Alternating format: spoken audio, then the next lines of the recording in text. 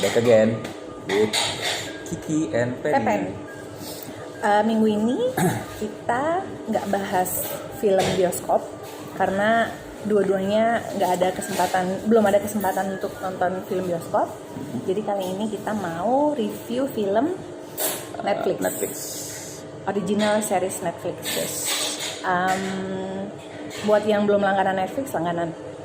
Daripada nonton sinetron. Kalau nggak bisa sih nonton di LK21. Apaan itu?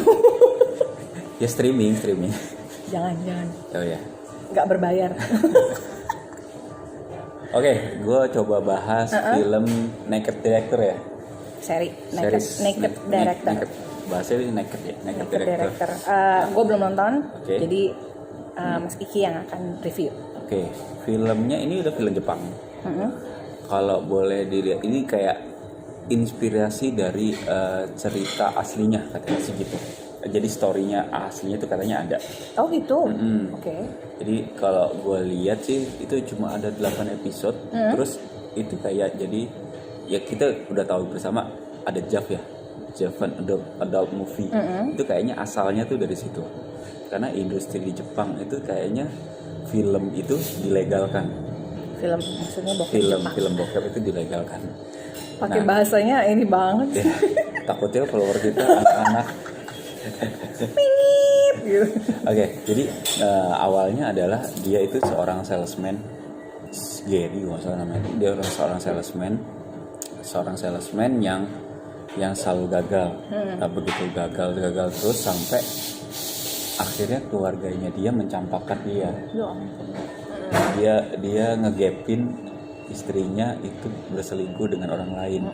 Nah, akhirnya dia frustasi segala macem, kebar ketemu orang yang jualan blue film. Oke. Nah, ketika jualan blue film itu naluri sales dia keluar. Kenapa cuma jualan doang? Kenapa nggak kita produksi aja yuk? Gitu. Nah, tapi dulu karena saya bilang di awal tadi karena udah legal, dulu itu bikin film dewasa versi Jepang itu bagian pinggang ke bawah itu ditutup isolasi, ditutup itu, jadi istilahnya gitu. Jadi istilahnya mereka tuh melakukan kegiatan itu fake, gitu loh. Jadi mereka seolah-olah adegannya tapi fake, seperti gitu. tapi ternyata yang dada tidak. ke atas itu diliatin, tapi yang ke bawah ditutup pakai isolasi, gitu loh. Nah, begitu terus dan itu ternyata udah ada, karena ini udah industrial, ada saingannya yang udah besar. Nah, yang kayak Playboy apalah yang di luar Amerika tuh. Nah, tiba-tiba terusin ternyata film yang dia buat itu karena indie, karena kameranya dia sendiri, sutradaranya dia sendiri gitu. Kok banyak peminatnya gitu loh, karena ditaruh ke dalam toko video itu laku gitu, karena ceritanya yang unik gitu loh. Nah, terus dia pengen bikin gebrakan. Abis itu mulai deh diancam bahwa video bokep tuh harusnya seperti ini, harus ngelewatin regulasi segala macam. Jadi kayak dia merasa terancam. Sampai akhirnya dia, gua nggak bisa nih, gua harus bikin terobosan. Gua ke Hawaii, gua bikin film itu di Hawaii, real langsung gitu. Lucu. Dan di lokasi yang memang bebas di Amerika gitu ya. Tapi di Amerika pun ternyata udah, karena memang dia itu dimusuhin sama yang si orang gede ini, ya, jadi ya kena juga, dia sampai di penjara. Gitu. Lucu sih film ini tuh sebenarnya.